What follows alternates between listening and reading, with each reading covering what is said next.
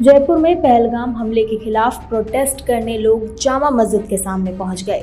इस दौरान मस्जिद के सामने खूब जय श्री राम के नारे लगे और पाकिस्तान मुर्दाबाद का पोस्टर भी लगा दिया गया। इस मामले में पुलिस ने बीजेपी विधायक बाल मुकुंद आचार्य के खिलाफ धार्मिक भावनाएं भड़काने के आरोप में एफआईआर दर्ज की है। बताया जा रहा है कि इस प्रोटेस्ट के दौरान भीड़ उग्र हो गई थी।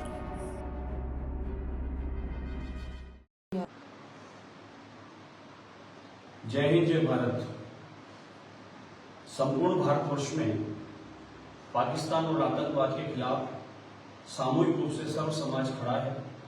आतंकवाद समाप्त होना चाहिए और पाकिस्तान की निरंतर ऐसी घटनाएं जिनको मुंह तोड़ जवाब मिलना चाहिए। जिस प्रकार से कश्मीर में अमन चैन शांति थी, कश्मीर में केसर की खुशबू थी, पर्यटन से रोजगार था और कश्मीर की घाटी में बच्चों और युवाओं के हाथ में कलम थी और अपना भाग्य लिखने का आधार था। आदरणीय प्रधानमंत्री नरेंद्र मोदी जी और गृह मंत्री अमित शाह जी के पूर्णतः नियंत्रण से 370 हटने के बाद कश्मीर के लोग बड़े आनंदित थे। था उस पेट दर्द से इस प्रकार की घटना घटित हुई, हम इसकी कड़े शब्दों में निंदा करते हैं। क्या हिंदू, क्या मुस्लिम, क्या अन्य कोई, सभी जाति धर्म के सर्व समाज इसके साथ सामूहिक खड़े रहना चाहिए। आतंकवाद समाप्त होना चाहिए। जिन देशों में आतंकवाद पनप रहा है वो देश बर्बाद हो चुके हैं, वहां पर उनके देशों की स्थिति कटोरे से भी बदतर हो चुकी है।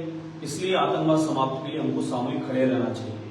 कल हमारे यहाँ बड़ी चौपड़ पर एक बहुत बड़ा आक्रोश सभा थी जिसमें आतंकवाद मुर्दाबाद, पाकिस्तान मुर्दाबाद, इस प्रकार का आक्रोश था और उसी आक्रोश के तहत कुछ स्टिकर छपाए गए जिनपे आतंकवाद मुर्दाबाद, पाकिस्तान मुर्दाबाद, इस प्रकार के स्टिकर बड़ी चौपड़ गणेश जी के मंदिर के जहां जूते चप्पल खोलते वहां लगाए, सुलभ शौचालय के बाहर लगाए और कुछ एक स्थान ऐसे थे जो मस्जिद के सामने चौराहे पर फुटपाथ पे इत्यादि आते थे, वहां भी लगाए। किसी को कोई आपत्ति नहीं थी, लेकिन किसी को ये आपत्ति हुई कि ये लगाने से धार्मिक भावनाएं आहत हुई। पाकिस्तान मुर्दाबाद और आतंकवाद मुर्दाबाद बोलने से किसी की धार्मिक भावनाएं आहत कैसी हुई?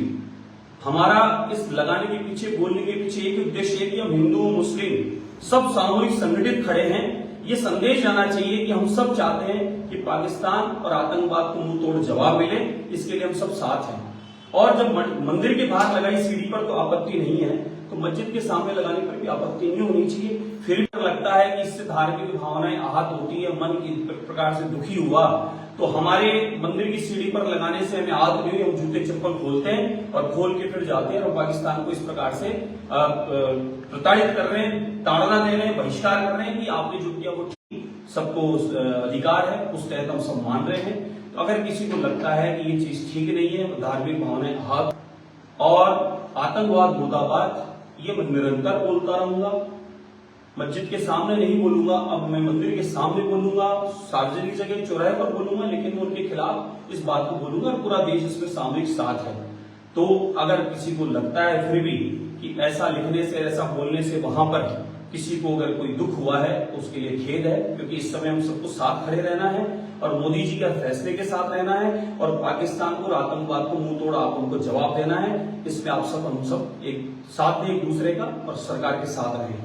दूसरा, इन्हीं ने कहा है कि बाजार बंद करें, जयपुर बंद करें, ये बंद करें, हिंदुस्तान, किसी को कुछ बंद नहीं करना। आपके मेरे व्यापार बंद करने से किसको फायदा होना है?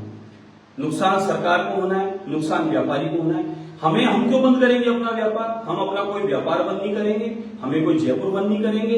इस प्रकार की कोई अफवाहों में हमें सब खुला रखना है, निडर होकर जीना है और हमेशा आतंकवाद के खिलाफ बोलना है, आतंकवाद के खिलाफ हमें सबको साथ में खड़े रहना है। मेरा आपसे यही अनुरोध और अपील है, किसी प्रकार की कोई अफवाहों में ना आए। सामूहिक, क्या हिंदू, क्या मुस्लिम, क्या अन्य, सारी जाति पंथ के लोग एक रहें, क्योंकि उन्होंने अपना जाति धर्म पूछकर ऐसा किया क्योंकि वो चाहते थे कि देश में किसी प्रकार से माहौल खराब हो।